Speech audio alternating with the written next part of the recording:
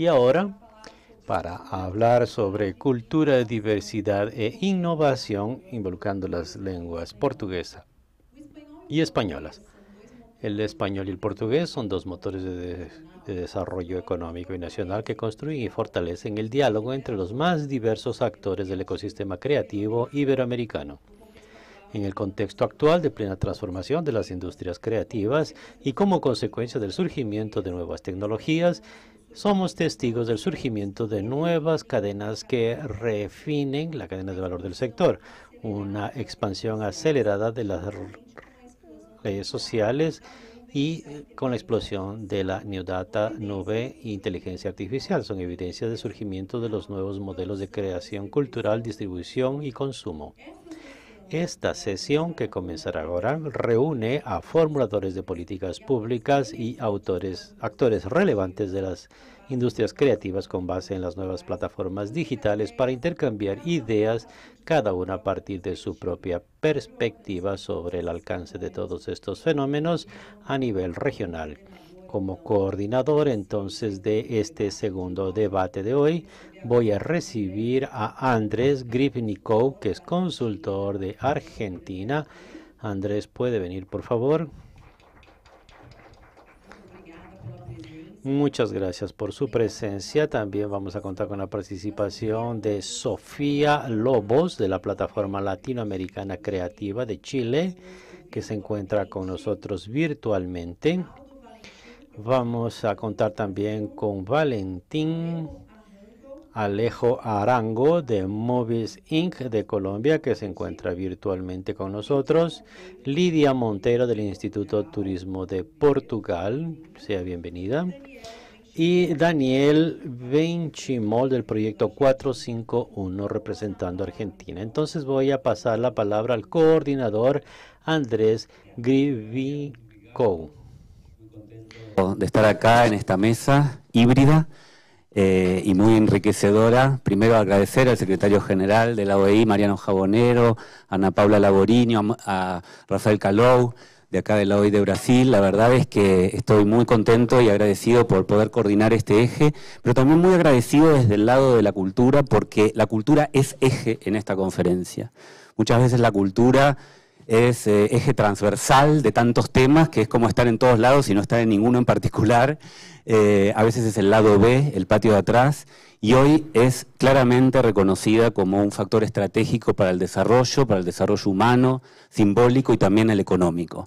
Hoy vamos a hablar de economía creativa, vamos a hablar de economía de la experiencia también, por el turismo cultural, vamos a hablar de libro digital, vamos a hablar de metaverso, vamos a hablar de NFTs, de propiedad intelectual, de tantos temas que hoy han transformado la cadena de valor de nuestro sector, del sector cultural, ¿no? Cómo han cambiado los modos de crear, producir, distribuir, consumir, participar del hecho cultural. Así que es muy importante la dimensión de la diversidad lingüística, en este caso del portugués y del español, para ver cómo estamos transformando este mundo que hoy es muy distinto al que conocíamos hace 2 años, pero que también ya se venían dando estas tendencias de cambio, de tanta transformación. Así que bueno, sin más, yo voy a presentar ya mismo a Sofía Lobos, que está en Chile. Hola Sofía, ¿nos estás viendo, escuchando? ¿Estás por acá? Sofía, les cuento, es economista. Ella fue secretaria ejecutiva del Comité de Economía Creativa de Chile, que fue un comité interministerial que puso en marcha el Plan Nacional de Economía Creativa de Chile. Es un placer, Sofía, tenerte para hablar un poco de la dimensión económica de la cultura, del valor que aporta la cultura a la economía y al desarrollo social, y también de la propiedad intelectual, ¿no? ¿Cuánto vale la cultura en todos estos términos? Bienvenida, Sofía. Te escuchamos. Hola, muy buenas tardes. Primero que nada, agradecerles la invitación a participar dentro de este panel. Estoy muy contenta de compartir e intercambiar ideas.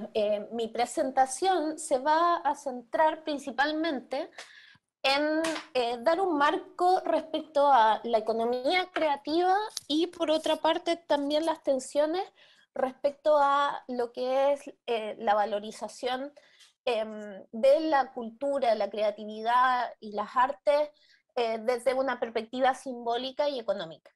Si pueden pasar a la siguiente.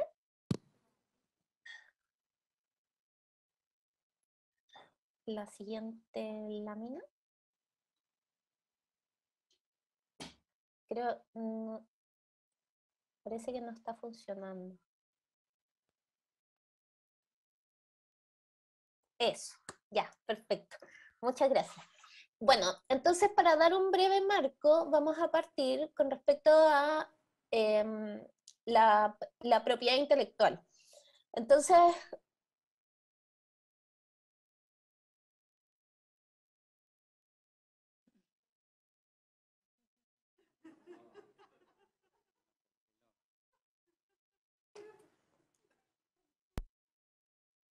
Ahí nos estamos reconectando con Sofía. Sí. ¿Verdad? Sí. ¿No los... ¿Me ven?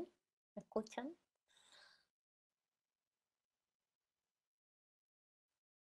Ahí.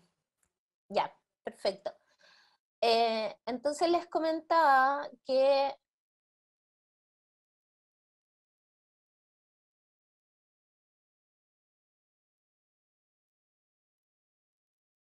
Sofía, ¿nos escuta? Sofía nos está escuchando. ¿Usted consigue ver si su cámara está apagada? Vamos a restablecer el contacto con Sofía Lobos para continuar nuestro evento y este panel. El último panel del día. Sofía, ¿nos escucha?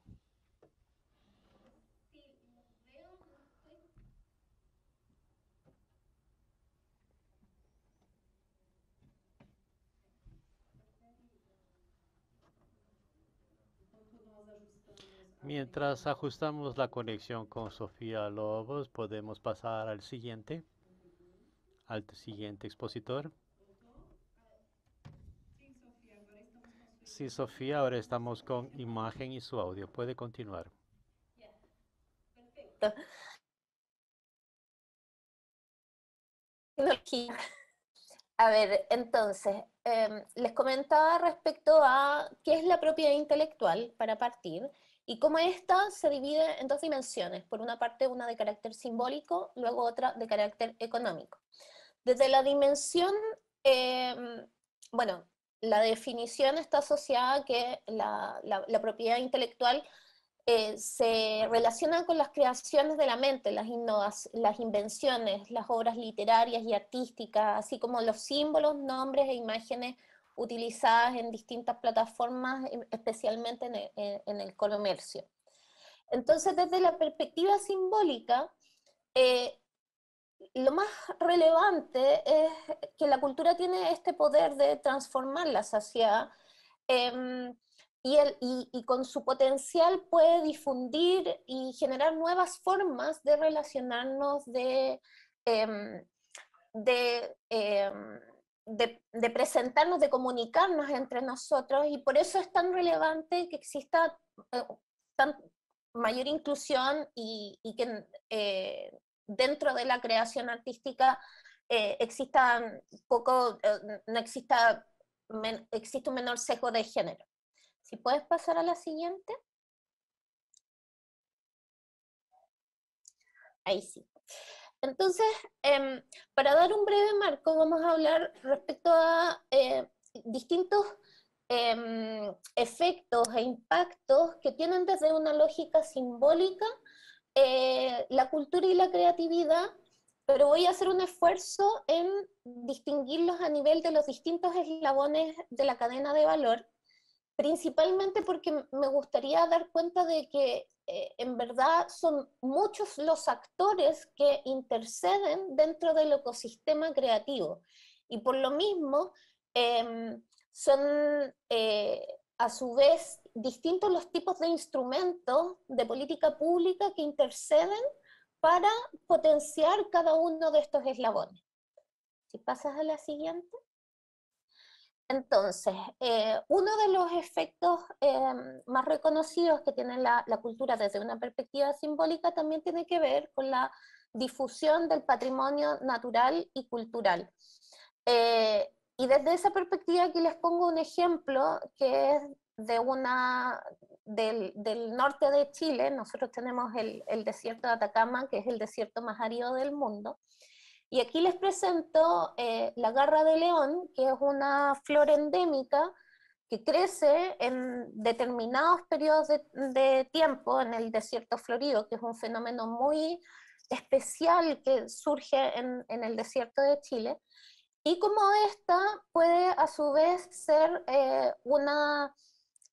transmitida a través de una obra de artesanía contemporánea por una creadora de esa misma región, que es Joana Castro. Entonces eso es con respecto a el eslabón de la creación, donde uno se inspira y genera la obra artística. La siguiente, por favor. También desde el lado de la producción se pueden contar con efectos en lo que tiene que ver con salud y bienestar de las personas. Y aquí les pongo un ejemplo de un videojuego que se utiliza en ambientes que son bastante, por decirlo, tensos o que generan mucha ansiedad, como es un hospital o una clínica.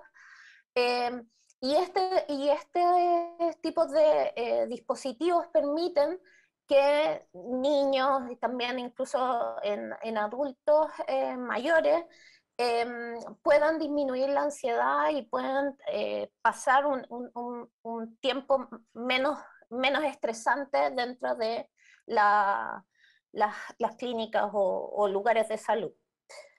La siguiente, por favor. También está la dimensión asociada a la importancia de generar mayor cohesión social. Y desde ahí, cómo los distintos instancias de festivales y de conciertos que afortunadamente lentamente hemos ido recuperando durante este término de la pandemia, aunque por supuesto todavía queda mucho por hacer, pero en el fondo nos sirven para comunicarnos, para generar un correlato, para intercambiar ideas, para hacernos partícipes de lo que es la actividad artística y cultural. Y la siguiente tiene que ver cómo el arte, la cultura y la creatividad, aquí en particular les pongo el ejemplo del posicionamiento que genera el sector audiovisual a través de las películas, de la imagen país. Uno de los ejemplos que me gusta dar bastante tiene que ver con la primera vez que Chile generó que ganó un Oscar, que fue con Historia de un oso.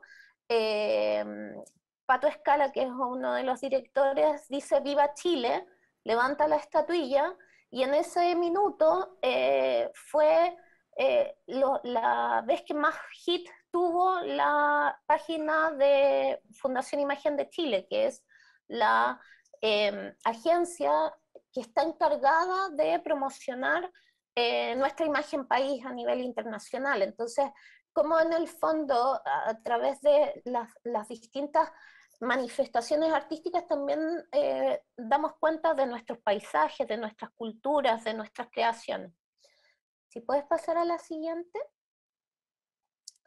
Entonces, ¿cómo toda esta visión, que es más de carácter simbólico, interactúa con el lado económico?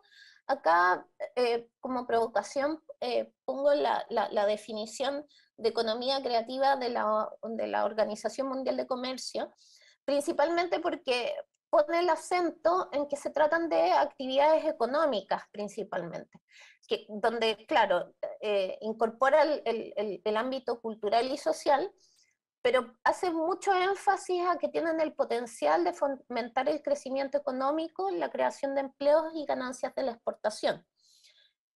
y luego se encuentran las dimensiones más de carácter social y cultural, al momento de hablar de promover inclusión social, diversidad cultural y desarrollo humano. La siguiente, por favor. Entonces, en esta parte me gustaría concentrarme con respecto a las participaciones, a tres grandes agregados económicos, que son los que de alguna forma sustentan una mayor involucramiento desde la política pública, no solamente desde la dimensión cultural, sino que también desde fomento productivo o lo que tiene que ver con otras agencias de relaciones exteriores, etc. Entonces, la principal, yo diría que es el principal componente es la contribución que tiene la economía creativa al Producto Interno Bruto. El promedio a nivel latinoamericano es 2,2, de acuerdo a la última estimación que se hizo el año 2015. Pero en el fondo oscila entre 2 y 4% aproximadamente, siendo Reino Unido el que tiene una mayor participación con un casi 8% al año 2018. Si puedes pasar a la siguiente. Una segunda dimensión, y esto también es muy importante a nivel de formulación de políticas públicas, porque refleja el cómo desde una política principalmente de fomento productivo, de capacitación y empleo, se puede abordar la producción artística, cultural y creativa, tiene que ver con el empleo.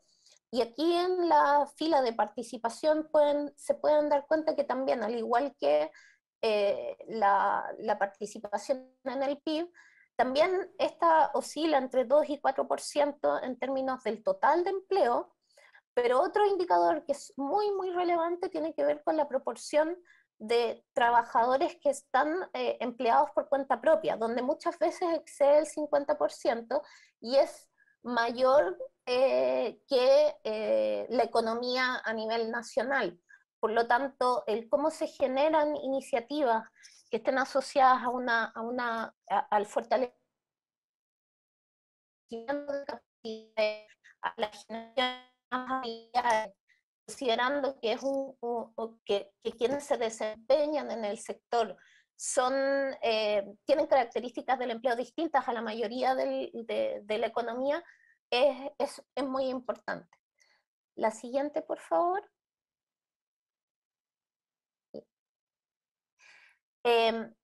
Otro ámbito que es muy importante, y esta fue una publicación que salió recientemente del BID, que tuve la oportunidad de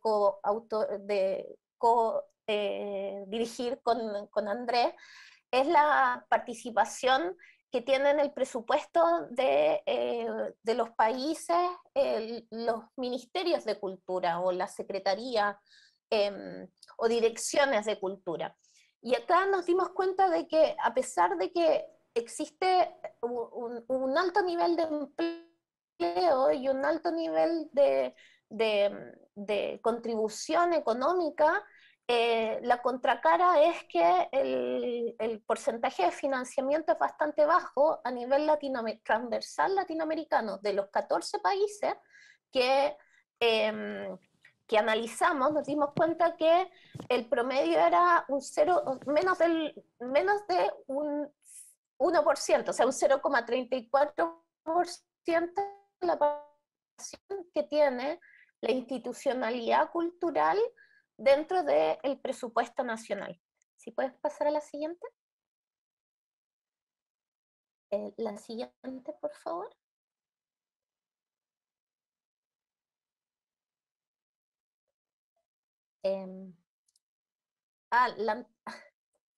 Como dos antes. Más. Ya, ahora sí la siguiente, perdón. Entonces, bueno, ¿por qué les muestro esta lámina? Es principalmente porque desde la perspectiva de política pública nos interesa mucho el contar con benchmark o con comparaciones con respecto a otros sectores para identificar cuánto es proporcionalmente lo que se entrega o se destina desde la perspectiva pública para el fomento de un sector. Entonces, acá les estoy mostrando que el impacto económico del Lollapalooza, que es, bueno, es un festival bastante importante, eh, que es de carácter internacional, se desarrolla en Argentina, Chile, Brasil, y viene de Estados Unidos. En el caso de Chile, el impacto a nivel territorial que generó este festival el año 2018 fue 66 millones de dólares. Y la siguiente, por favor. Y si eso uno lo contrasta con la, los recursos públicos que están destinados por parte del Ministerio de Cultura a distintos fondos que son asignados a creadores y productores, a todos estos eslabones de la cadena de valor, vemos que es menor que lo que en 3 días pudo generar el Lollapalooza. Entonces, desde esa perspectiva, cuando uno ve que la participación del financiamiento público es muy, muy pequeño, por otra parte ve que el impacto territorial de la cultura es muy potente, entra en tensión el cómo podemos generar nuevos modelos de desarrollo a través del fomento de la cultura, la creatividad, con una visión más pertinente a nivel territorial. Entonces, si pasas a la siguiente. Entonces, acá me gustaría, para ir finalizando, dar 3 ideas respecto a los desafíos que quedan pendientes al momento de generar una economía basada en conocimiento y creatividad, tratando de unir estas dos dimensiones, simbólicas y económicas. Por una parte está la importancia de la articulación público-público y público-privado, porque desde el momento en que nosotros estamos hablando de cultura, de creatividad, pero por otra parte también estamos hablando de generación de empleo, de generación de valor agregado a través de la innovación con otros sectores productivos, esto significa que es muy necesario el generar fórmulas de apalanque de recursos que permitan dar financiamiento y mayor sostenibilidad al sector artístico, cultural y creativo. La segunda provocación tiene que ver con el nivel de información para la toma de decisiones, y esto es principalmente porque es parte de los desafíos con los cuales nos hemos encontrado en todas las, cada vez que se busca visibilizar la contribución que tiene el arte, la cultura y la creatividad, nos limitamos frente a los datos, y eso eh, es, es todo un desafío al momento de generar decisiones de formulación de política pública. Y por último está el reconocimiento de las diversidades territoriales y culturales, pues si bien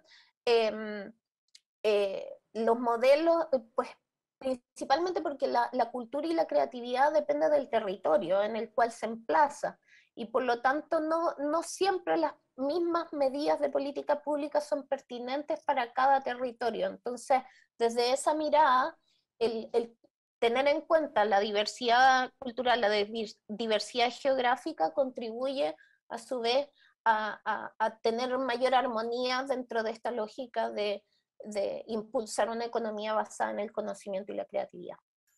Eso, muchísimas gracias y lamento los temas técnicos. Muchas gracias, Sofía. Un aplauso.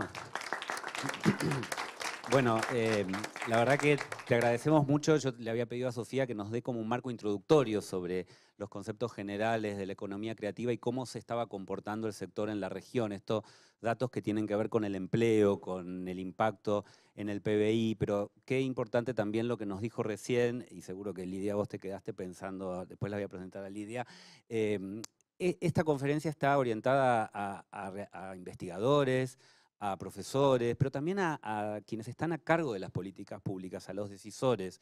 Sofía, vos en tus investigaciones previas como consultora para otros organismos internacionales te debes haber encontrado con este problema, ¿no?, de la falta de información y de la imposibilidad a veces para comparar muchos datos y poder tener información fidedigna que permita a estos decisores, bueno, tomar buenas decisiones, o sea, diseñar nuevas políticas públicas que tengan que ver con lo que realmente está pasando, ¿no? ¿Cómo viviste esta dificultad y qué pensás que tendríamos que hacer y qué tendrían que hacer también en los ámbitos en los que estamos acá, como en la OI, para mejorar esta capacidad de medir y de divulgar la información?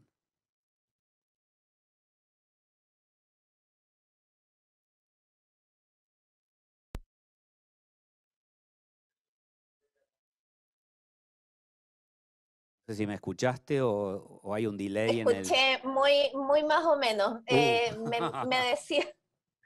Me decías de la información. Sí, bueno, ese es uno de los principales temas. De hecho, en el estudio que hicimos para el financiamiento, sobre financiamiento público, tuvimos la oportunidad de entrevistar a 18 tomadores de decisión, altas autoridades de toda la región, y parte de los desafíos fue justamente el cómo, eh, entre comillas, demostrar esta contribución que tiene el arte, la cultura y la creatividad en un contexto de restricción económica, como fue lo que significó la pandemia, y el cómo sostener la importancia que tiene el otorgar financiamiento público a los distintos eslabones de la cadena de valor. Entonces, desde ahí nos encontramos con que muchas veces el contar con información fue una herramienta muy útil a la hora de impulsar una agenda para la toma de decisiones y también para orientar de una forma más apropiada los distintos instrumentos de acuerdo a las necesidades que se están viviendo en cada momento de la toma de decisiones de política pública. Perfecto, muchas gracias, Sofía. Quédate con nosotros hasta el final en la mesa, por favor. Ahora voy a presentar a Aldo Valentín, bienvenido.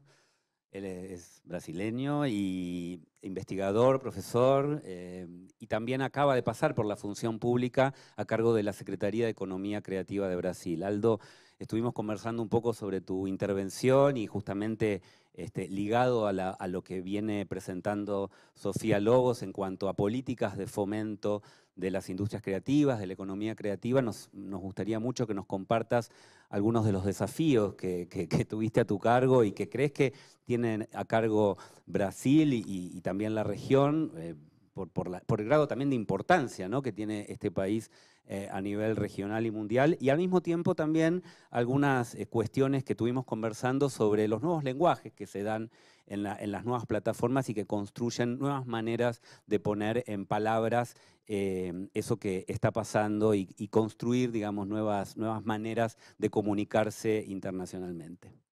Bom, Bienvenido. agradeço, obrigado. Agradeço ao OI. Gracias a la OEI por la invitación. Es difícil suceder Sofía después de que ella haya hablado de tantas cosas de la economía creativa. Pero aquí en Brasil esa economía creativa responde por un 2,3% de nuestro PIB.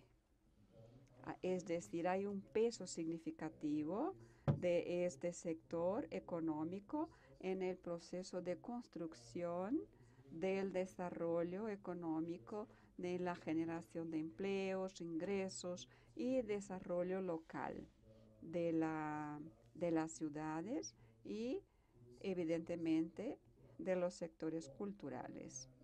En la pandemia tuvimos durante 2 años de pandemia, el 2020 y 2021, con varias restricciones, y el proceso de financiamiento fue quedó un poco estagnado por la misma coyuntura económica.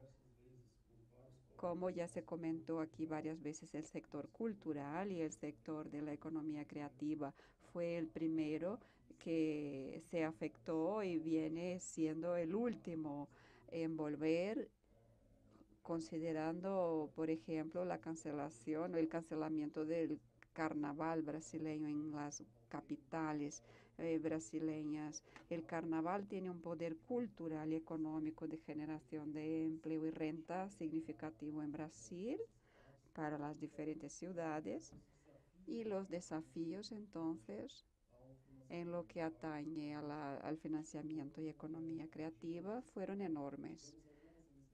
Tuvimos algunas iniciativas del gobierno brasileño.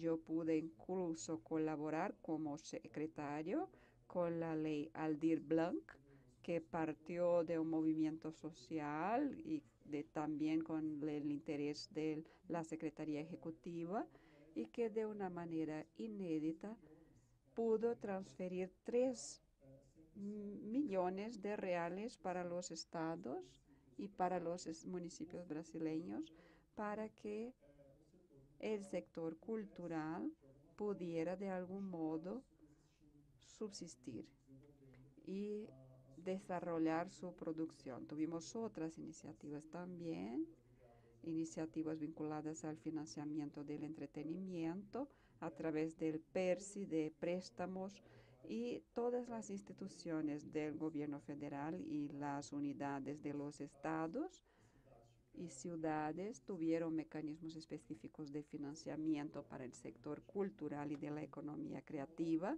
de manera que durante la pandemia se posibilitó una subsistencia. Pero está este desafío de cómo producir dentro de una restricción de circulación y de contacto humano. Muchos de nuestros segmentos de la economía creativa, como las artes escénicas, presuponen un contacto interpersonal. Entonces, ¿cómo crear y cómo distribuir? Así que los desafíos no estaban solo en la financiación para la economía creativa, también estaban en un efecto cascada, puestos para ser superados en el proceso de producción. Gran parte del sector cultural era muy restrictivo con el uso de la tecnología para los procesos creativos y principalmente para la distribución y difusión, y en el sentido de la distribución y la virtualización o masificación de la virtualización de este proceso. Así que pudimos de algún modo aquí en Brasil no superar, sino mitigar los impactos de la pandemia, garantizando la subsistencia económica al sector cultural, buscando superar esos desafíos clásicos o contingenciales que la pandemia nos impuso. Ya para terminar, quisiera hacer algunos comentarios. Sofía nos habla de la preocupación sobre la financiación pública de la cultura. Es una preocupación muy natural. En Brasil, históricamente, tenemos indicadores que muestran que la mayor participación del financiamiento público de la cultura viene de los municipios. El 40% de la financiación, después vienen los estados, a mitad de camino, y después viene el gobierno federal. Vuelvo un poco ahora al Canclini, a Teixeira Coelho, a Yudzi, que dice que gran parte de la producción, de la distribución y del consumo de la producción cultural se concentra en las industrias culturales. Entonces pienso que de algún modo dependen de concesiones y legislaciones, no están al margen de las políticas públicas, integran de algún modo las políticas públicas. Si no las políticas públicas restringidas al Ministerio de Cultura o a las Secretarías de Cultura, por lo menos en el ámbito general del sector público, porque trata de legislaciones específicas de otros ministerios. Entonces entiendo que los que trabajamos con la ejecución e implementación de políticas públicas debemos dirigir nuestra mirada hacia las industrias culturales. El segundo punto es entender las plataformas, el streaming, como un elemento aliado en este proceso de la distribución. Y por último, las redes sociales, los grandes conectores de contenido. Estaba pensando hoy de cuándo fue el primer contacto que tuve con el español. Era joven, era un chico de periferia de Osasco, después viví también en otra ciudad y nosotros no teníamos acceso a las bibliotecas, a cursos muy caros, etcétera, y escuchaba los dibujos animados que se daba en la televisión, el Don Quijote, y yo quería saber cuál era la versión original del Don Quijote. Yo la veía en portugués y quería entender en qué idioma hablaba este señor. Entonces quería entender qué lengua ella era aquella, porque escuchábamos decir de Argentina, de Uruguay, pero este fue uno de los primeros contactos que tuve con la lengua española, es decir, por medio de la televisión. Después vino la música. En la adolescencia teníamos clases de español y escuchábamos las canciones de Shakira, que estaba muy de moda en Brasil por aquella época. Ella tenía mucho éxito en Brasil y antes de conquistar el mundo queríamos que lanzara sus primeros singles en portugués. Entonces, la potencia que tiene la industria cultural o que tuvo en mi proceso de adolescente en contacto con el arte y la cultura es lo que hoy vemos con las plataformas, con el streaming y principalmente con las redes sociales, Instagram, el TikTok, y como siendo conectores interculturales y como formas de poner las personas en contacto con otras culturas. Muchas gracias. Muy obrigado. Interesante tu planteo y a mí se me ocurre una pregunta, ¿no? Cuando medimos, quienes estamos o estuvimos a cargo de políticas públicas, medimos los indicadores tradicionales, ¿no? Empleo, aporte al PBI, pero ¿cómo medimos este valor intangible? ¿Cómo te puedes imaginar? Quizás como investigador, quizás incluso no tenés la respuesta, pero empezar a pensar una manera de medir y valorar este intangible que es el acercamiento de culturas a través de las plataformas de las industrias creativas y el acercamiento de las lenguas. Bom, o que eu penso é que ainda a gente tem muito a desenvolver.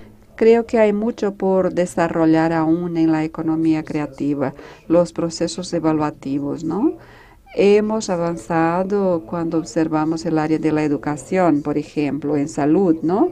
Son dos áreas o campos que tienen prácticamente indicadores para todo. Hay una relación de enseñanza-aprendizaje, se busca, por ejemplo, escuchar más canciones en inglés, se cree que escuchando canciones se puede aprender más. Hay formas de medir esto para idiomas.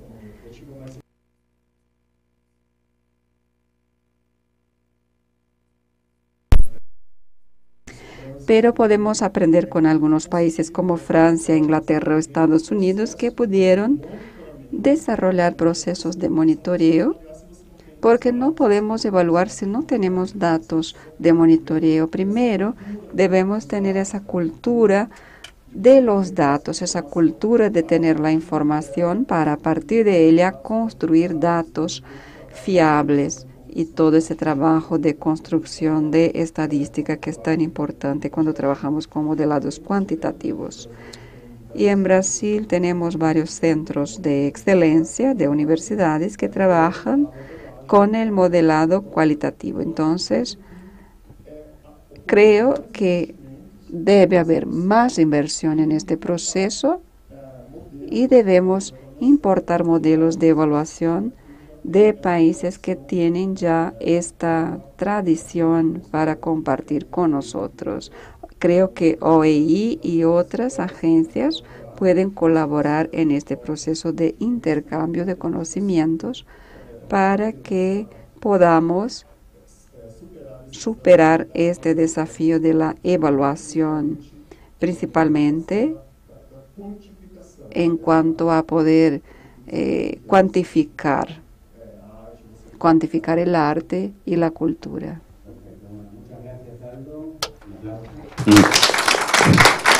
Nos quedan muchas asignaturas pendientes, ¿no? Ante nuevos formatos y nuevos modos de producción, nuevos indicadores que tienen que ver con la calidad.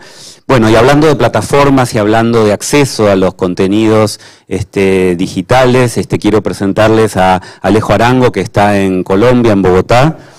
Él va a estar de un modo bien actual. Alejo, ¿estás por aquí? Porque Alejo es CEO y director de Movies, una plataforma audiovisual. ¿Cómo estás, Alejo? ¿Tenemos el audio? Alejo... ¿Ya? ¿Ahí me oyes? Te oigo perfecto. Quiero avisarle a la audiencia que Alejo es una persona de carne y hueso, pero hoy eligió estar a través de su avatar en el metaverso. Así que para hablar de metaverso, NFTs y nuevos modos de comunicar creatividad, lenguaje, contenido a través de Movi, que también es una plataforma muy inclusiva a nivel internacional, regional, que dialoga con distintas lenguas, también provee, que esto es también muy interesante, de herramientas para el campo de la creación, ¿no? Nuevos dispositivos para crear en el lenguaje actual, ¿no? Hacia dónde vamos con el sector audiovisual. Bueno, Alejo seguro que nos va a compartir algunas de esas ideas. Bueno, todo tuyo. Gracias por la invitación. Hola a todos los presentes. Prometo que al final pues me muestro como persona de carne y hueso, carne y hueso, perdón. Uno de los temas que yo voy a tratar hoy, y es más yendo al fondo del por qué la existencia de Movies, por qué llegamos a esto y por qué nos vimos obligados a crear una plataforma. Yo soy creador serial, y toda la vida he trabajado desde el punto de vista del cine, los videos musicales y todo esto, y pues mi sueño fue vivir de lo que hacía. Y en algún momento, digamos, los sistemas, la forma en que se hacían las cosas me lo impidieron, y nos reunimos varios creadores y dijimos, bueno, ¿cómo sería un mundo en donde el acto creativo fuera abundante, sostenible, colectivo, justo, transparente? Y diseñamos ese mundo como un ecosistema, y lo soñamos como un ecosistema. Y venía también de muchas de nuestras creencias y de cómo trabajamos las cosas. Y nosotros, el ser humano evolucionó, y cuando empieza a desarrollar el lenguaje, empieza a reunirse y a crear las tribus. Y alrededor de la hoguera, el hogar, es que todas estas historias, conocimientos, conceptos abstractos y todo eso que fuimos capaces de crear, yo creo que esa es la gran evolución nuestra, pues se fueron pasando. ¿Y cómo se pasaban? A través de las historias. Entonces la tribu se convierte en una necesidad para poder sobrevivir, y la necesidad de pertenecer es clave dentro de la tribu, y yo quiero recalcar esto porque es que sigue siendo así, sigue siendo nuestro gran motor. El exilio que nos sacaran de la tribu significaba la muerte. Y por eso hoy la importancia de las redes sociales, como se hablaba ahorita, porque seguimos con esos mismos motores. Y son estas historias que nosotros hoy nos contamos las que crean nuestra realidad y realmente definen nuestra visión colectiva de futuro. Entonces, para mí, los contadores de historias, los creadores, los artistas y la cultura son mucho más importantes que una mirada o como los miramos hoy, porque realmente es la gente que está definiendo nuestro futuro y quiénes somos, porque somos las historias que nos contamos. Entonces, una de las problemáticas grandes que yo he visto como la tribu latina que nosotros debemos ser y podemos ser es las narrativas, y cómo estas narrativas que nos hemos contado han afectado nuestra mentalidad y nosotros estamos obsesionados por trabajar desde Latinoamérica, cómo lanzar a Latinoamérica al futuro y dejar de jugar un ya te alcanzo. Me explico. Las redes sociales, todas estas cosas están, pero ya están. ¿Cuál es el futuro? ¿Hacia dónde va Latinoamérica? ¿Cómo vamos a dejar de estar atrás y nos vamos a poner a la vanguardia? ¿Para qué? Para generar modelos de abundancia, descentralizados y de bienestar. Y ahí es donde nuestra narrativa tiene que empezar a cambiar. Y empezar a ver, desde el mundo nos ven como una Latinoamérica y nosotros aquí nos vemos como chilenos, como argentinos, como mexicanos, como colombianos. Y realmente nuestras historias no son tan distintas, nuestras realidades no son tan distintas. Y desde ahí podemos conectar y esa diversidad convertirla en nuestra riqueza y convertirlo en unos nuevos modelos. Y yo creo que en esa evolución, digamos que tenemos que empezar a ver dónde están las oportunidades. Y hoy hay unos escenarios, digamos, con bastante incertidumbre, pero llenos de oportunidades para una región que como la nuestra es una región creativa, alegre, artística. Es que no se nos olvide que nosotros venimos de modelos de abundancia, de una región abundante que trató y trata de implementar modelos en regiones donde que esos modelos se construyeron eran regiones de escasez, donde el invierno, donde ciertas cosas terminaban impactando. Pero nosotros realmente aquí nuestra historia era muy distinta. Y yo creo que hoy la tecnología y la gran ventaja de lo que está sucediendo alrededor del mundo, que ya voy a hablar de eso, nos da una oportunidad clara de volver a eso y de volver a nuestra tribu.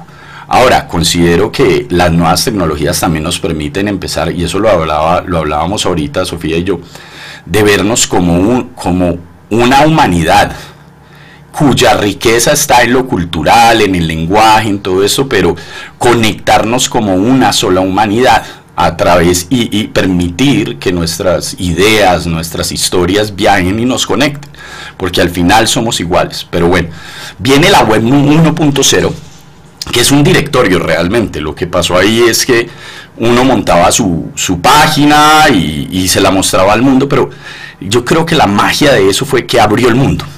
Y todos esperábamos que el mundo cambió, pero que las fronteras se borraran y ya el mundo era uno. Y lo que pasó realmente sí, nos conectó, pero cambió ciertos modelos económicos, pero yo creo que lo que se viene ahorita es incluso más fuerte. Luego viene la web 2.0, que es el nacimiento de las plataformas, que nos conectó. Nos convirtió en creadores de ese contenido, nos permitió a nosotros ser parte de la construcción de todas estas plataformas y trajo un boom creativo, como lo hablábamos ahorita, y una oportunidad para muchos creadores alrededor del mundo, pero no solucionó los problemas que traíamos de los sistemas anteriores altamente intermediados, ni con poco acceso, en donde solo el 1% si acaso logra entrar en el juego, y dejó el 99% de los creadores sin forma de vivir realmente y sin forma de monetizar sus creaciones. Y aunque sí nos trae unos nuevos modelos, estos modelos siguen siendo centavos para los creadores y millones para las corporaciones. Las plataformas fueron las que se enriquecieron y nos convirtieron en un producto a todos nosotros. Pero el cambio con Web3 y con lo que trae el blockchain, que es lo que a mí me tiene en este momento fascinado y obsesionado realmente, es más que cualquier cosa, es la descentralización. Es donde hoy todos nosotros somos los que podemos construir ese futuro, donde nosotros decidimos y muchos de los paradigmas que teníamos atrás desaparecen, en donde incluso la banca tiende a convertirse en una cuestión de tribu y de comunidad y decidir incluso un propio modelo económico en el blockchain y lanzar lo que se llaman hoy las organizaciones descentralizadas, organizaciones autónomas y descentralizadas que no tienen un dueño y que los dueños son la comunidad, a modelos totalmente disruptivos como lo estamos viendo hoy, que por ejemplo con el Amazonas. Estos modelos nos permiten a nosotros darle valor a cosas que antes estaban en alta discusión. Entonces nosotros, 35 millones de personas que viven en el Amazonas y que tenemos que proteger el Amazonas, pues es 35 millones de personas que viven en alta pobreza. Entonces, claro, cuando llega la deforestación, cuando llega la siembra de coca y llegan todos estos problemas, pues es o morir de hambre o hacer esto. Pero con el token del Amazonas lo que se está logrando hacer es darle valor a la protección, a darle valor a la reforestación, es darle valor a rescatar especies. Y cuando esto sucede y aumenta el número de árboles, aumenta el número de especies, los tokens ganan valor, por ende las personas que están trabajando en esta economía se empiezan a enriquecer de alguna manera. Entonces le estamos dando valor a la protección ambiental, le estamos dando valor a muchas otras cosas, y aquí es a donde nosotros vamos, y decir, nosotros podemos tener modelos dentro del Web 3.0 en donde el valor se lo dé la producción artística, la producción creativa, la cantidad de creadores, y no solo los que crean, todos los que están involucrados alrededor, pero también la gente que comenta, la gente que crea nuevamente a partir de esas creaciones. Y lo más bonito de todo es que estando en la cadena, estando en el blockchain, nosotros automáticamente la propiedad intelectual queda registrada y todos los que aportan queda registrado. Y desaparecen los dueños, y los que empiezan a ser los dueños de todo esto es la misma comunidad alrededor de las creaciones. Y esto es absolutamente fascinante, y ver cómo se está dando y cómo se están dando proyectos en los que no hay un dueño, sino que es la comunidad, en la que la comunidad misma se regula y en la que las personas que están generando el valor son las que ven el valor. Entonces, cuando nosotros decimos, sí, hay un mundo de inteligencia artificial caminando hacia la automatización, pero tenemos esta oportunidad de modelos descentralizados, es el gran momento para empezar a generar y hablar de modelos de abundancia, en donde podamos crear un token latino creativo y creador, en donde la misma comunidad que no tiene dueños, porque todos somos, decide cómo apoyar qué historias, cómo apoyar las historias, que evoluciona.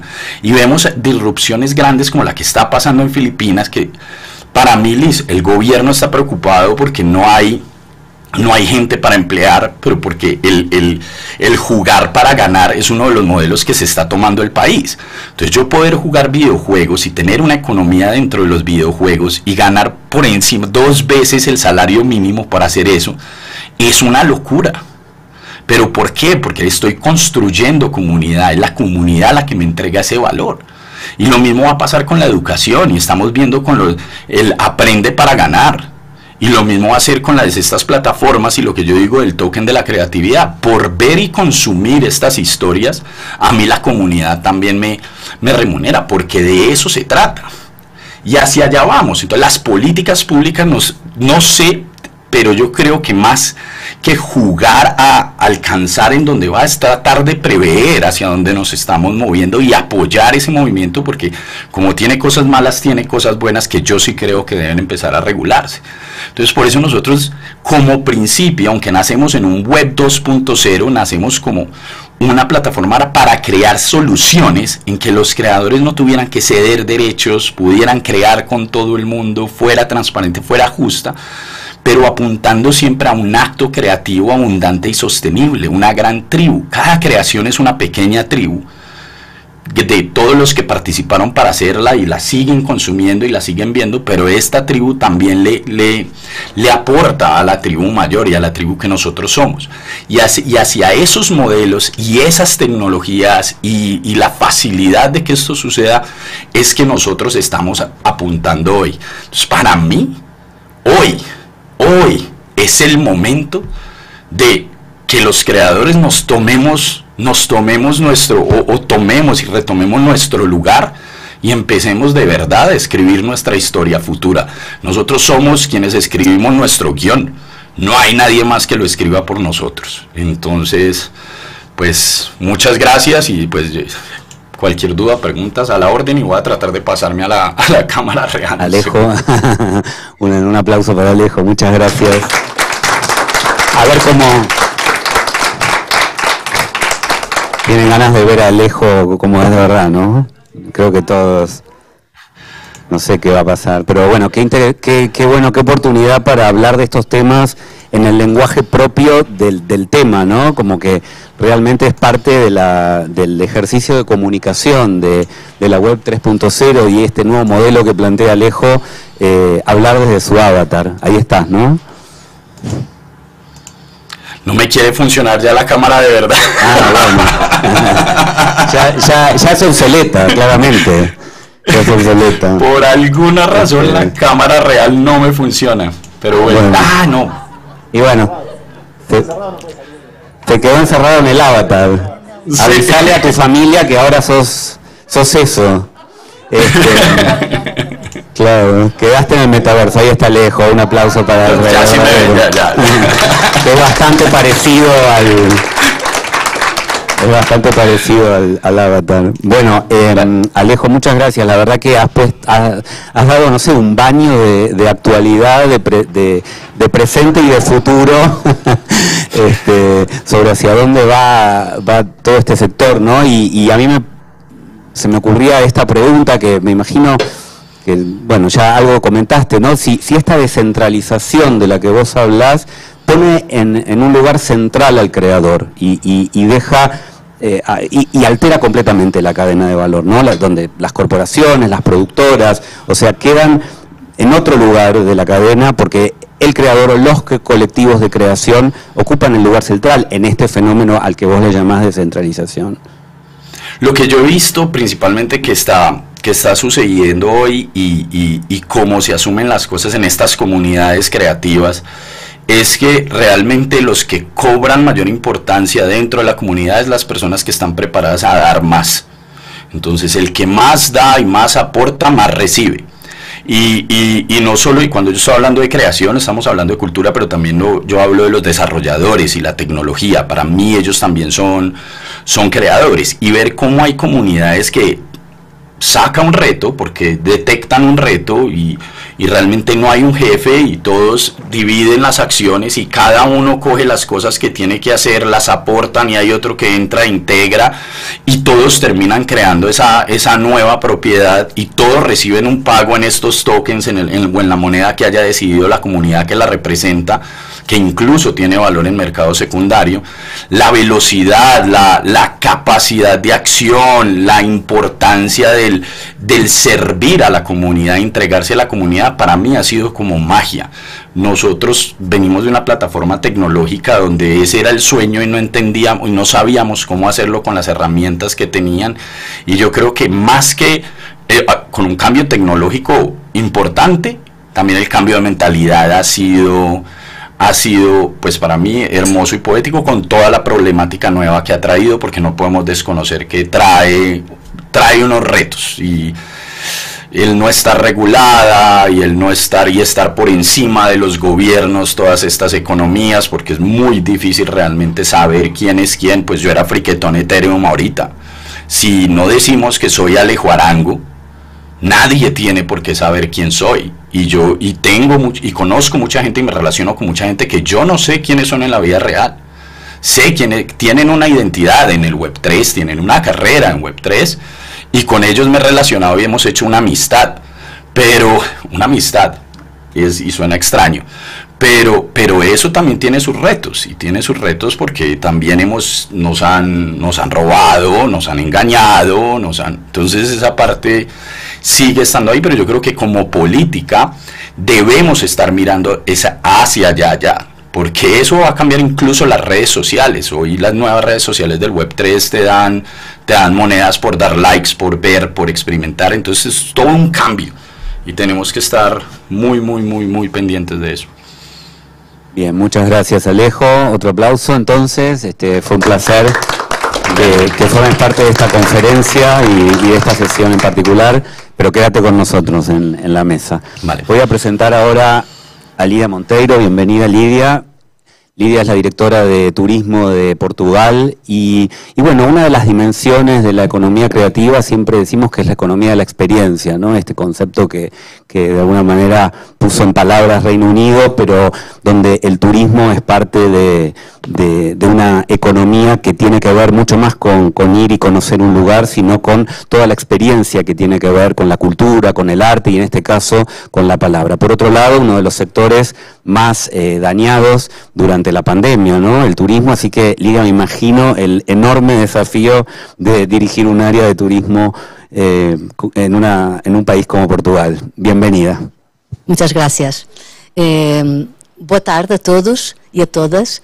Muchas gracias, buenas tardes a todos y todas. Gracias a la OEI por la invitación para estar aquí. Es un honor enorme y es un honor poder hablar desde Portugal o sobre Portugal y de un proyecto que estamos desarrollando en los últimos años sobre el turismo literario.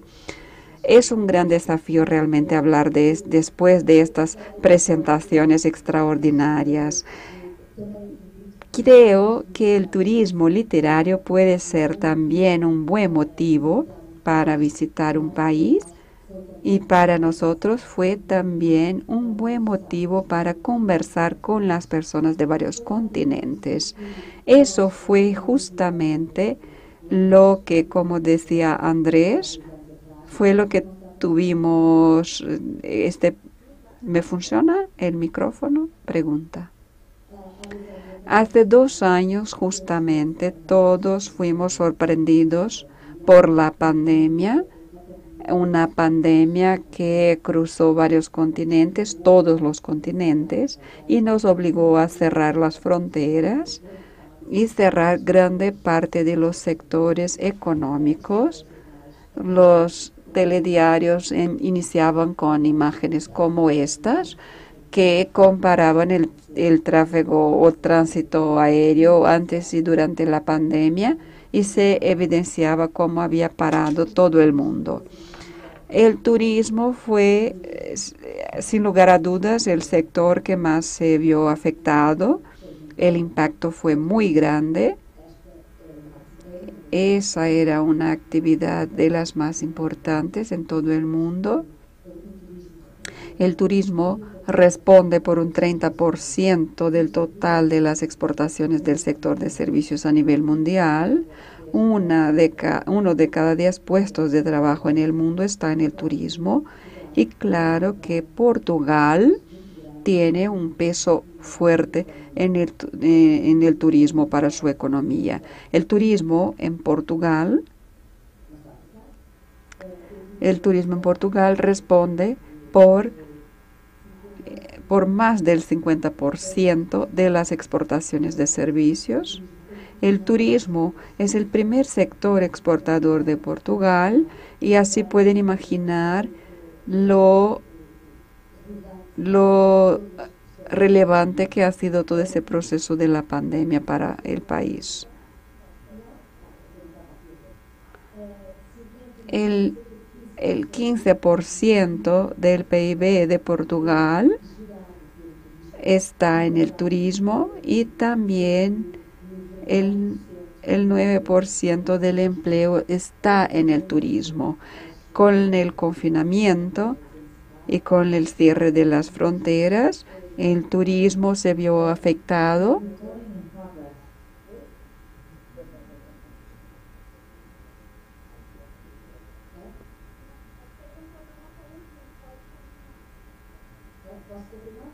¿Puedo seguir?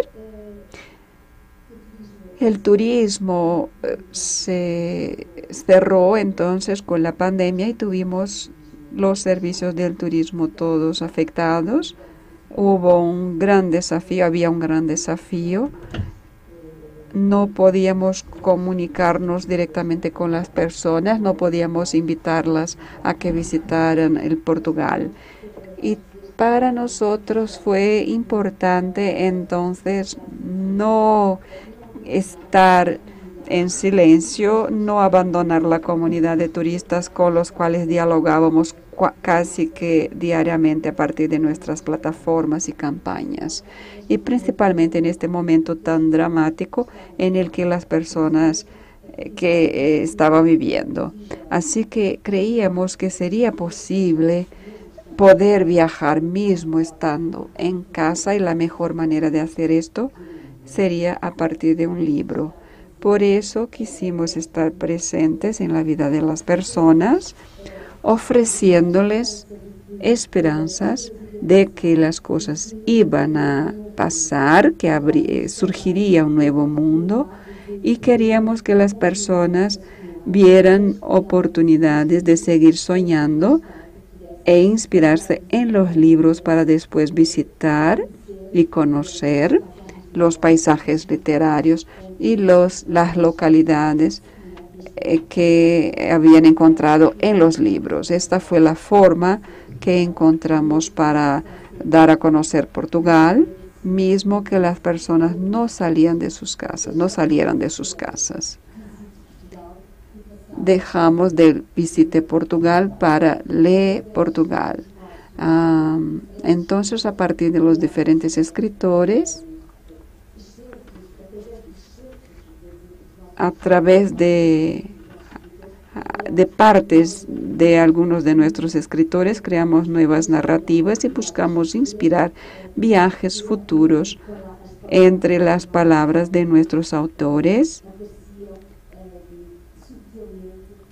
lugares que aparecían sutilmente y también sonidos de nuestro país que aparecían sutilmente a partir de la literatura. Esa fue la alegoría de nuestra campaña, lanzada en el mes de marzo del 2020, y que les invito ahora a ver en un vídeo.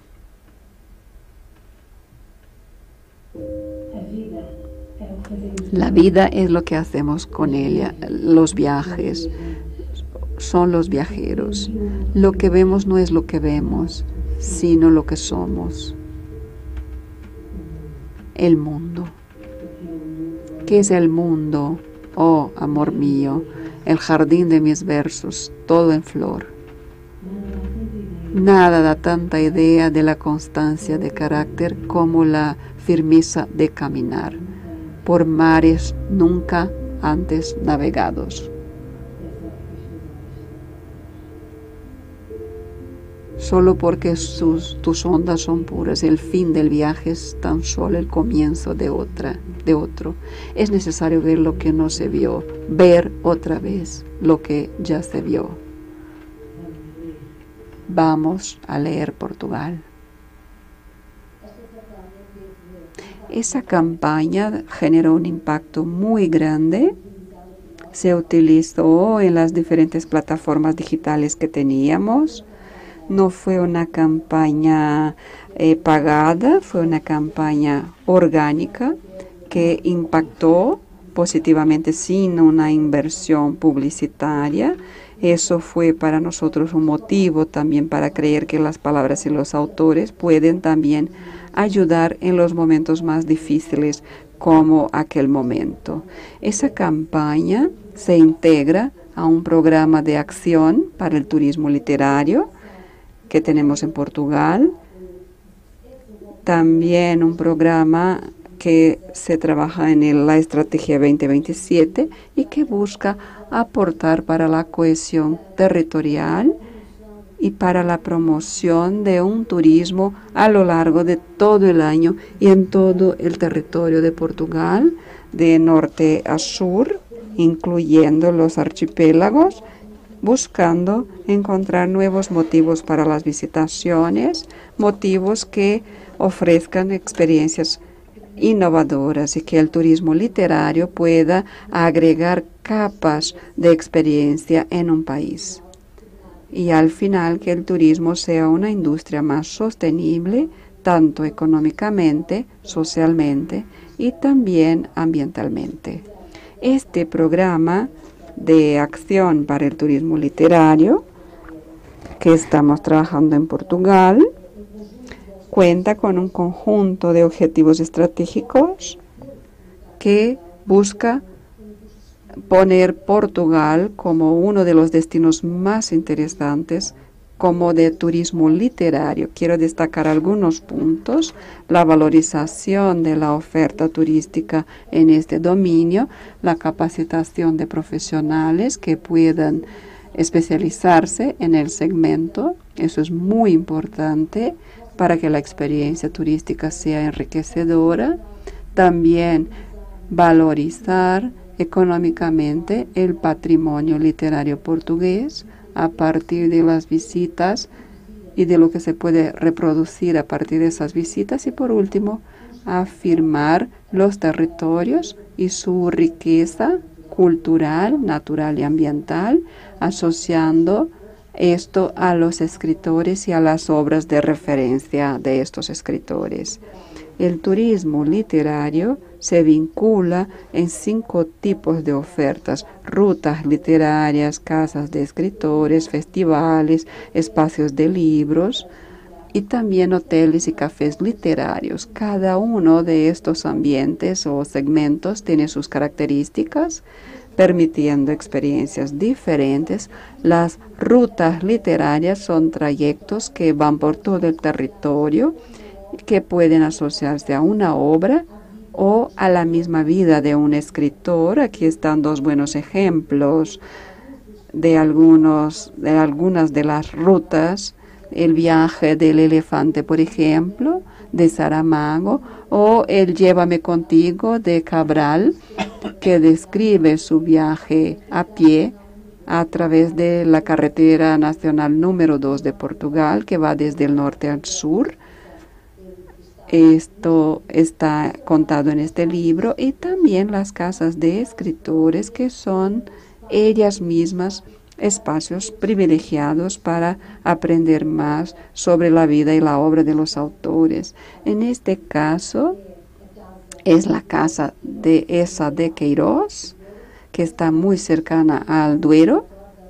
También podría ser otras casas como la de Miguel Torga o de Fernando Pessoa en Lisboa. Es decir, en Portugal tenemos más de 23 casas de escritores que pueden ser visitadas y que permiten que las personas conozcan más de aquel territorio, autores y obras. Los espacios de libros tienen que ver con librerías y bibliotecas. En Portugal tenemos bibliotecas que son símbolos de la arquitectura. 2 de ellas son patrimonio mundial, como la Biblioteca Junina en Colombia, y también librerías como esta, la librería Lelo, que está en el puerto, inspirada y que ha inspirado la autora de Harry Potter. Los festivales y los eventos literarios son motivo de llevar el flujo turístico para diferentes localidades y ciudades o villas, y estos festivales se asocian a la literatura y a los libros con una programación extensa de arte, discusiones locales, música, gastronomía, y muchas veces aquí una imagen de Óbidos a la derecha, que es una villa literaria en donde tenemos los festivales que vienen a un festival que recibe turistas de varios países durante varios días y que permite un flujo turístico interesante. Intentaré ser más rápida con los siguientes slides.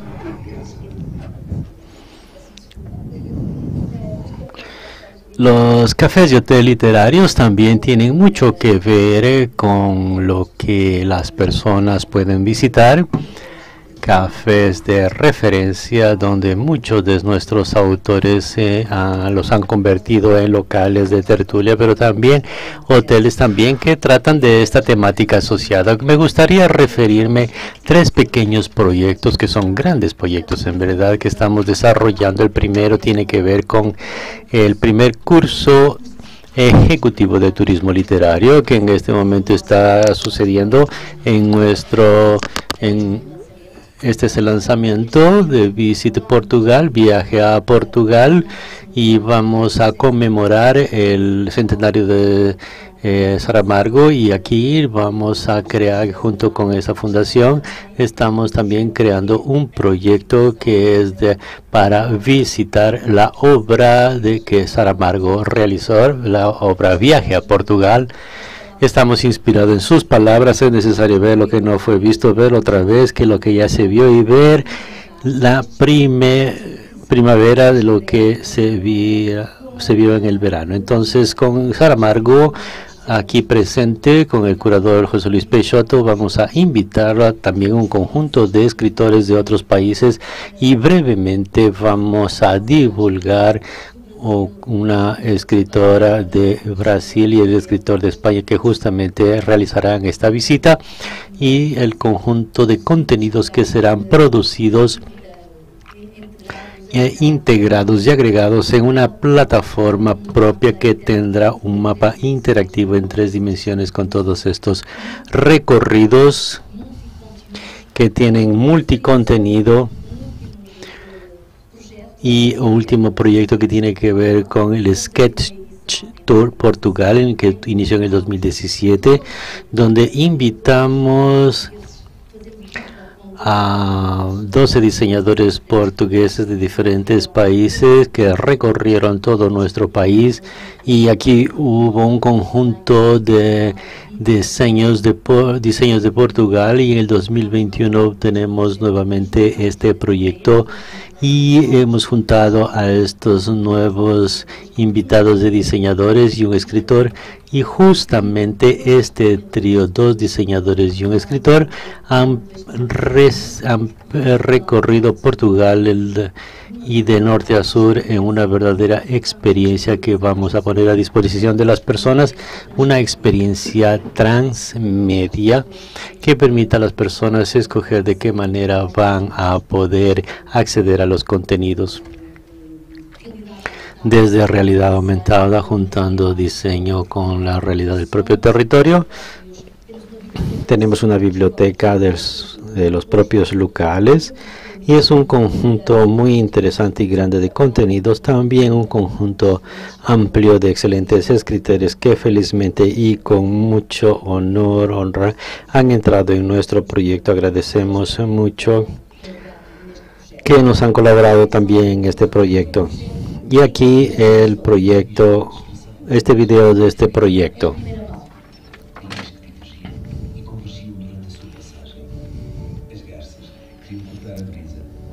Las garzas encortaban la brisa y volaban al ras del agua para que esto pueda ser un inicio. Después de tanto ir y venir, ¿quién puede saber si está regresando, cuándo viene o cuándo va? En Tejo, al inicio de todo, el agua, la brisa y el brillo del agua, cuando pasaban, todos corrían, centenas de cuerpos, y la justicia de los movimientos articulados, los ojos enormes, francos, las crinas amplias al viento. Creo que las golondrinas lo sintieron, a pesar de que no tenían ansiedad, cruzaban el aire, a pesar de esconderse en el interior de los nidos. Las golondrinas sentirán la grandiosidad de ese momento. Las golondrinas siempre también tienen un momento para ir y tienen mucha prisa y no pueden parar de batir sus alas.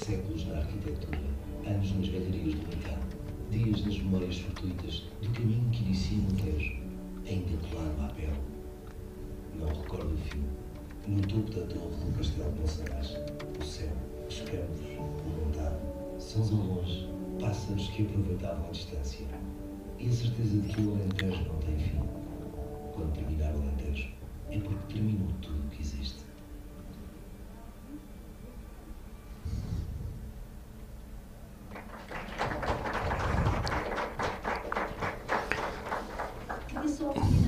Quiero concluir agradeciendo. Este es mi gift literario.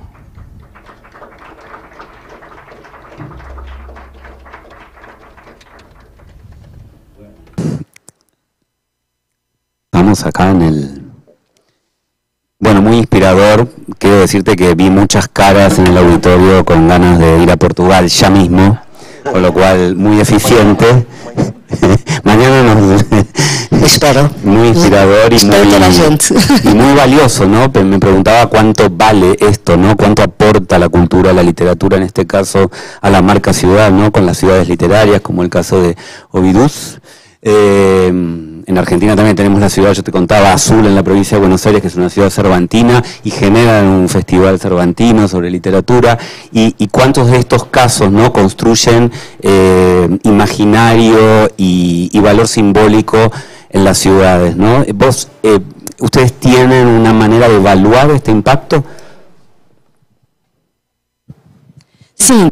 Sí, en verdad, en el caso del festival, por ejemplo, nosotros podemos decir que en promedio las personas que visitan Óbidos permanecen una noche en Óbidos. Cuando van al festival se quedan 3 noches. Por lo tanto, se quedan 3 veces más tiempo. Entonces, creo yo que esto significa muy bueno para el impacto económico que el festival, que dura 11 días, trae para esa ciudad, o el pueblo, porque es un pueblo. Y también el segmento de visitantes también es diferente. Es un segmento de personas más exigentes, que tienen deseos de experimentar todas estas expresiones de la propia región, que es altamente valorizado para que en un futuro puedan regresar y tener deseos de volver a visitar. Por lo tanto, creo yo que este ejemplo puede dar una dimensión de lo que puede alcanzar este tipo de actividades.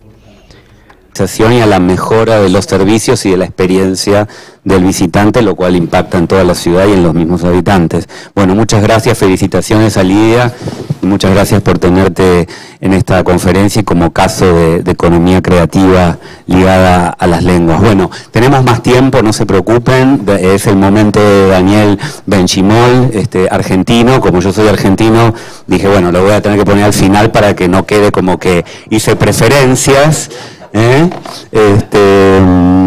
Creo que mañana hago lo mismo con Georgina, así que no al final, pero por ahí.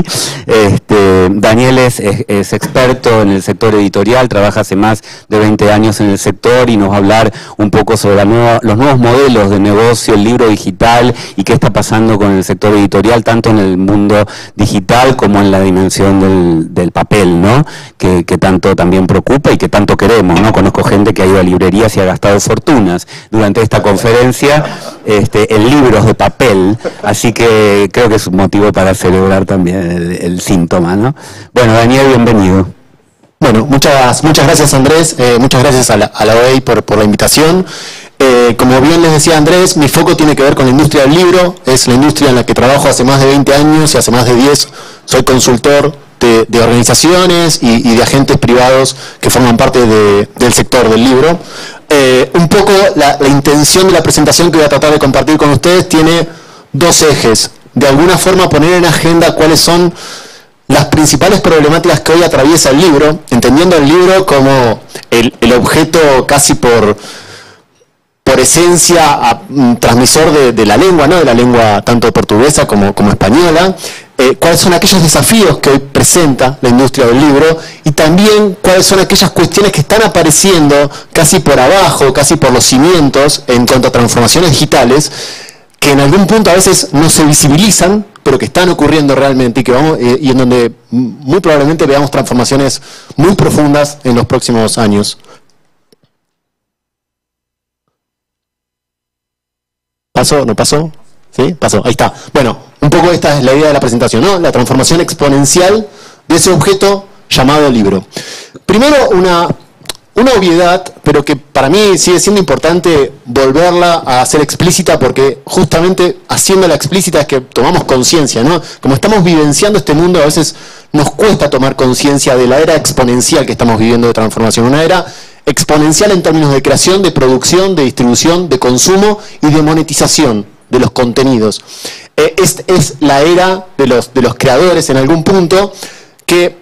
y aquí comparto un poco la mirada con Alejo, pasamos de una era en la cual las nuevas tecnologías empoderaron a los individuos en las formas de crear contenidos bajo múltiples formas, pero presentaron un desafío que era cómo hacer que estos creadores también moneticen, tengan ingresos desde esas creaciones.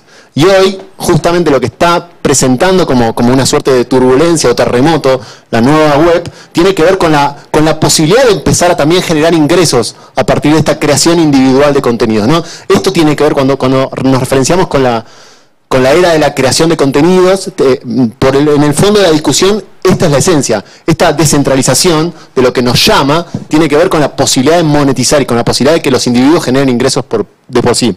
Ahora, claro, ¿cuál es la industria creativa o una de las industrias creativas más antiguas? Es la industria del libro.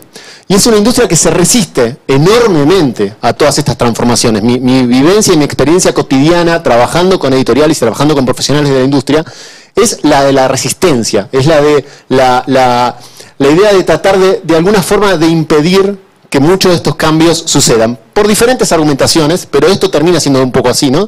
La pandemia en algún punto empujó a que algunas de estas cuestiones empezaran a hacerse visibles y a ocurrir, pero en el fondo sigue estando la misma esencia, que es la de la resistencia hacia estos nuevos cambios. Hay una tensión enorme entre quienes hoy forman parte de la industria editorial tradicional.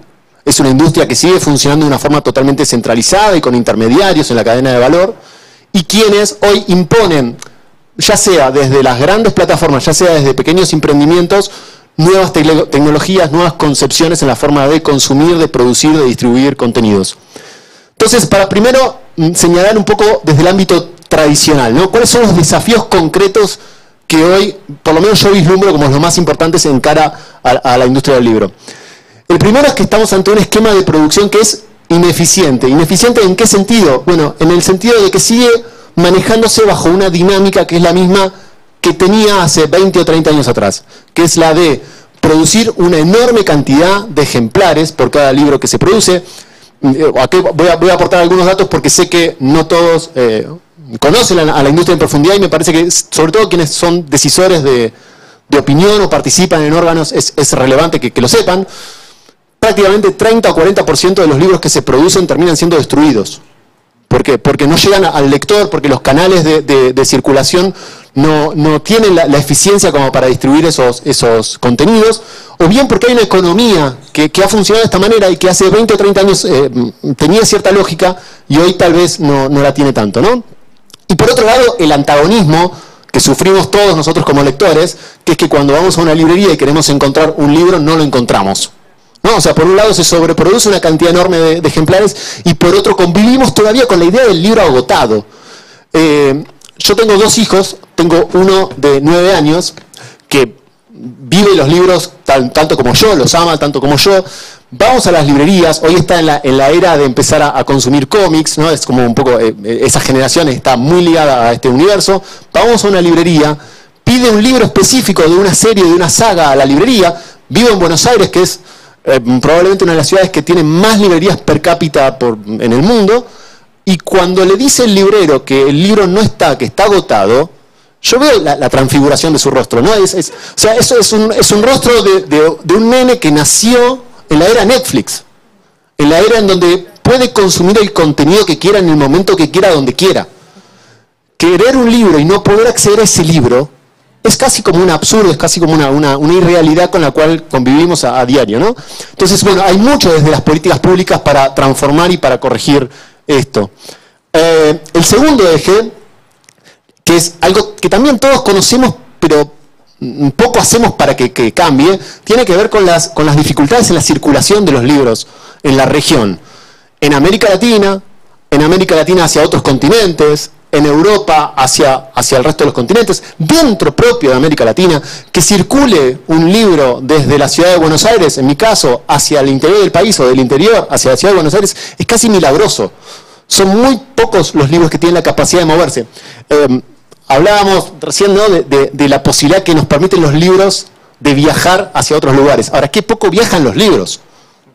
Y ahí es un punto central, porque es un punto central que hace a cómo va a evolucionar nuestra cultura, cómo vamos a evolucionar nosotros como seres humanos, sabiendo que el libro sigue siendo hoy, a pesar de todas las nuevas tecnologías, sigue siendo hoy el objeto por antonomasia, distribuidor de contenidos, distribuidor de historias, distribuidor de emociones.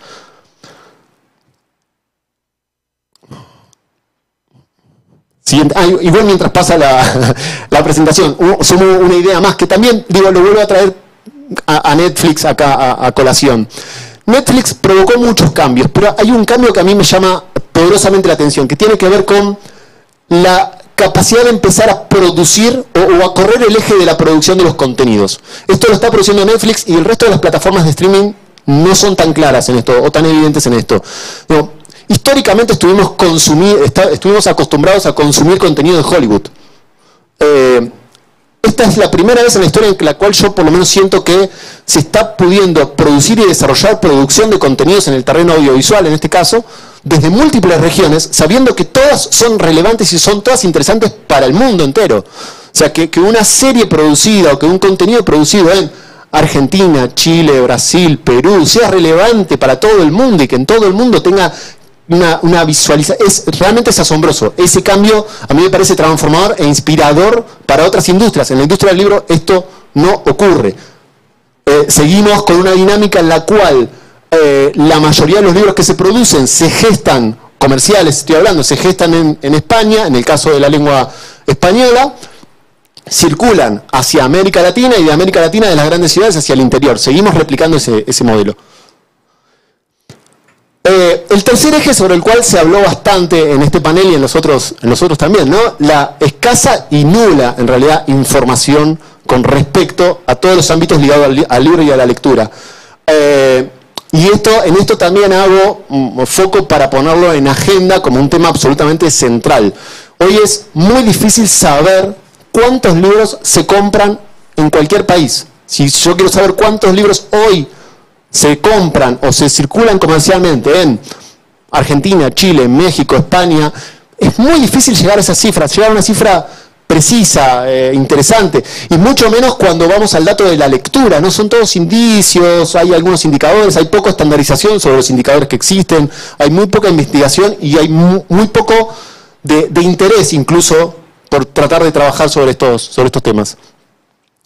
Y el último de los ejes que tienen que ver con la industria tradicional, digo, y ahora voy a ir hacia el motor, hacia un poco los cambios a futuro, es el desequilibrio un poco que contaba recién, ¿no? El desequilibrio de la producción que en general se da desde, en la lengua española, desde los países de Europa hacia América Latina y desde América Latina hacia el interior del país en cada una de las ciudades, ¿no?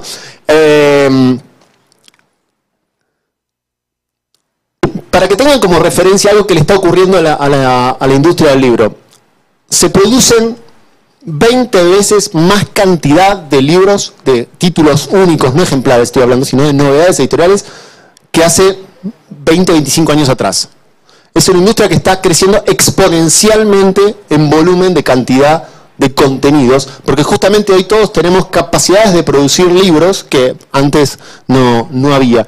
Y esto, bueno, genera una cantidad de problemáticas, problemáticas muchas que eran anteriores a la emergencia de las nuevas tecnologías, problemáticas que existen, que aparecen ahora, pero en la cual sobre todo tenemos nuevas herramientas para trabajarlo. Y un poco las propuestas que voy a dar a continuación tienen que ver con eso, ¿no? O los ejemplos.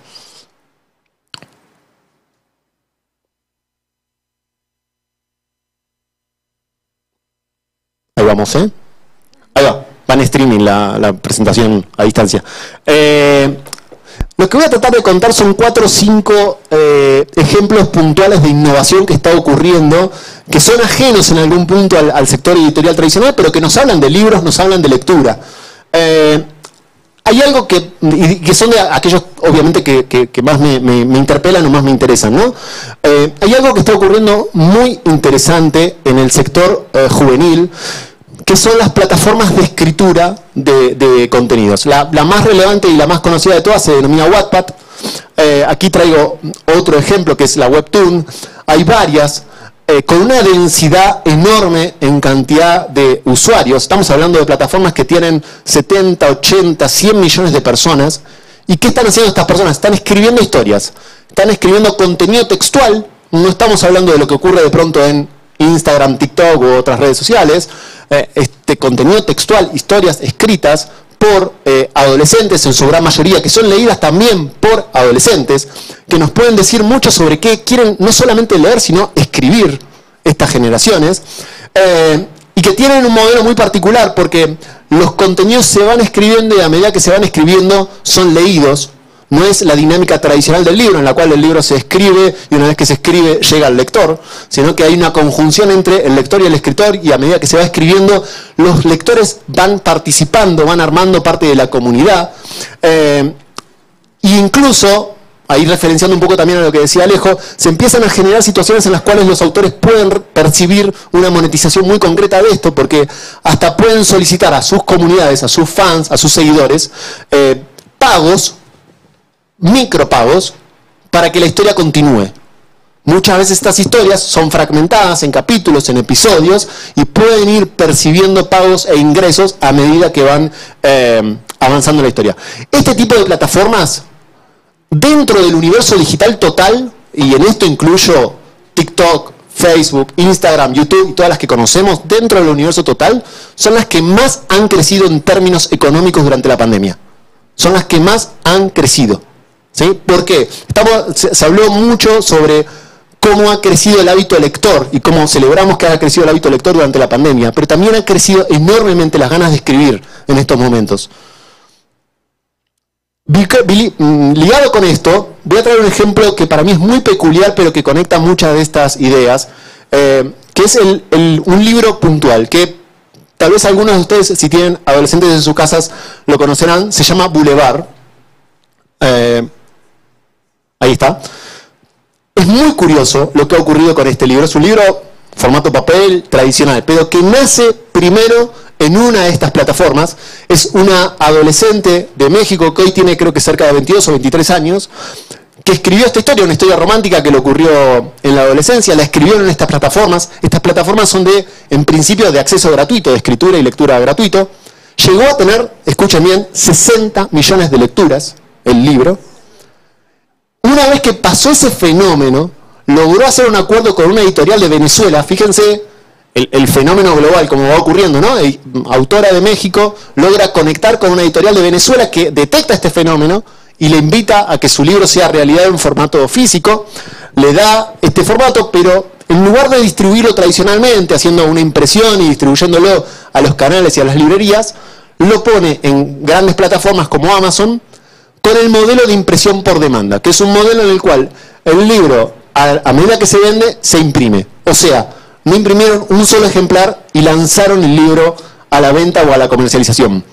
En pocos meses fue el número 1 en ventas en España y en muchos mercados más, en México o en Argentina, vendiendo, bueno, en España llegó a vender 80.000 ejemplares, lo cual ya es un hito hoy dentro de la industria del libro, y hoy ya es una autora que firmó contrato con el más grande grupo editorial, que es Penguin Random House, y está ya firmando los derechos para una película de este libro, y tiene toda una serie detrás. O sea, a partir de la emergencia de un fenómeno que no se hubiese podido dar de otra manera, hoy entra, sí, ya en un canal más tradicional, si queremos. Y después también, conectando un poco con las presentaciones de la mañana y también con lo que contaba Alejo, hay otras 2 o 3 transformaciones que a mí me apasionan. Una tiene que ver con la utilización de la inteligencia artificial en la transformación de los textos hacia el paso de la voz.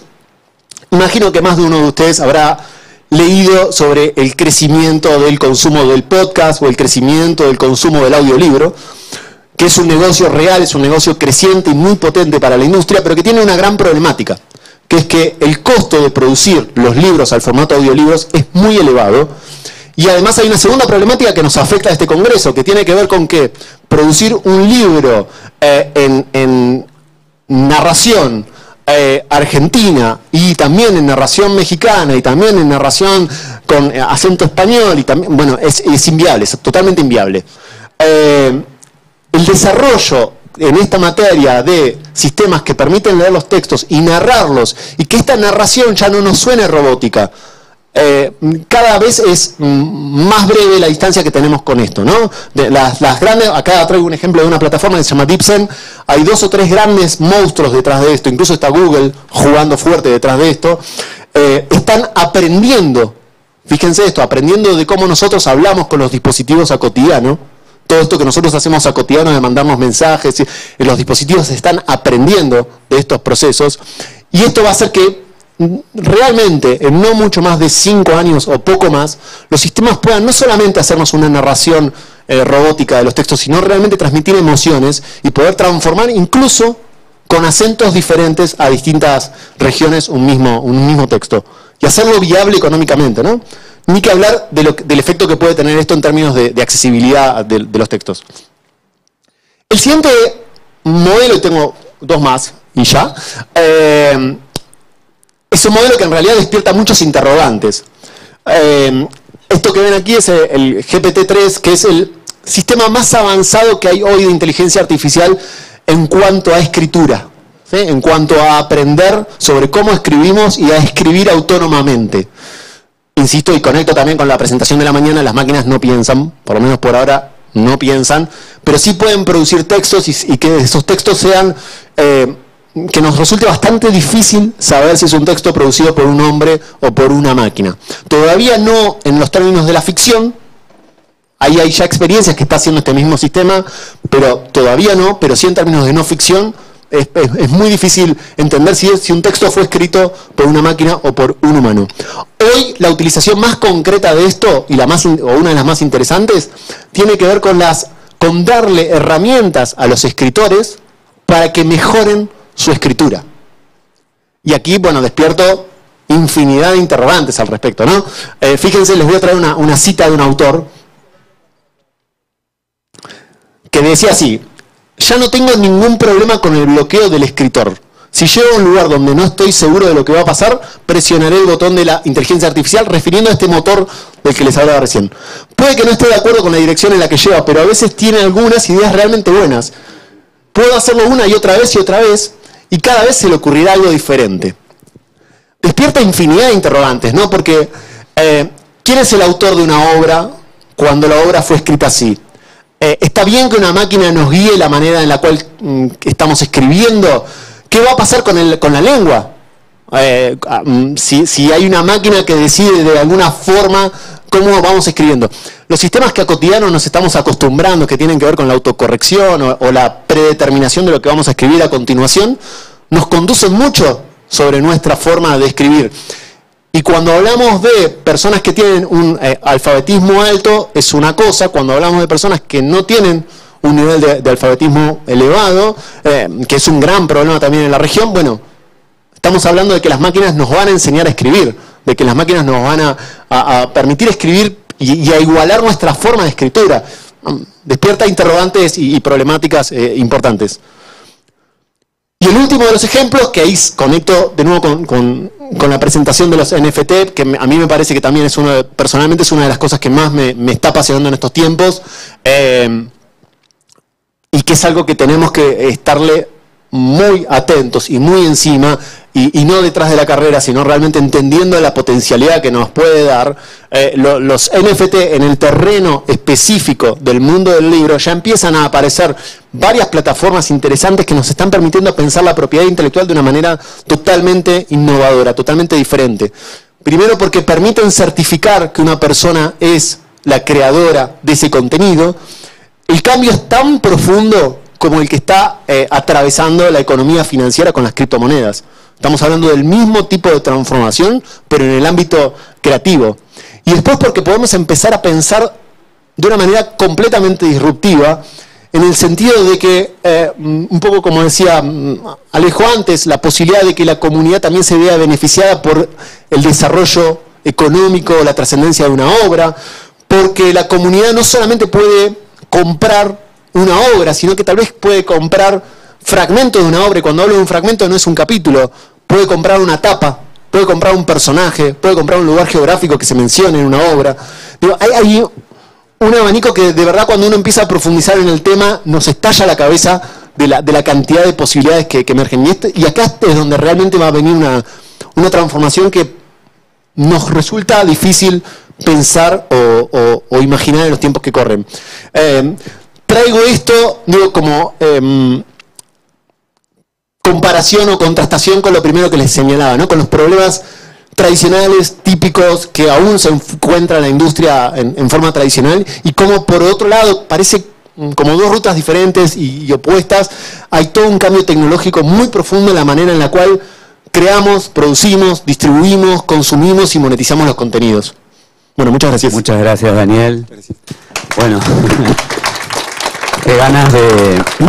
qué ganas de seguir escuchando, aprendiendo, ¿no? Sobre todos estos temas. A mí me parece también que como que tu presentación está muy conectada entre los problemas y las soluciones, ¿no? Porque gran parte de esos problemas que vos contaste al principio sobre el sector se solucionan gracias a las plataformas digitales, pero solo preguntarte cuál es tu perspectiva sobre el problema de la brecha digital, ¿no? Casi la mitad del mundo no tiene acceso a esto, y cómo lo ves vos desde tu lugar, ¿no? Sí, a ver, es cierto lo que señalás, y ahí obviamente que cabe un rol de sobre todo de los gobiernos y de los estados, para tratar de expandir estas posibilidades, para expandir la tecnología en los lugares en los cuales no llega. Nosotros tenemos una experiencia muy puntual. Trabajamos con una organización en Argentina que se llama la Fundación Leer, que es una organización de fomento e incentivo al desarrollo de la lectura. Y hicimos una experiencia que ya lleva 5 años, que es el Desafío Leer 2020.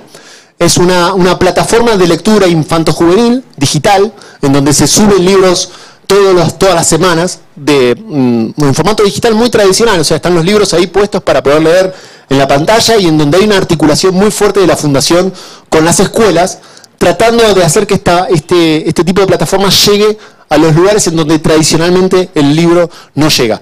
O porque no llega porque no está disponible en una biblioteca o una librería, o porque no llega porque tiene de por sí un precio en la portada, ¿no?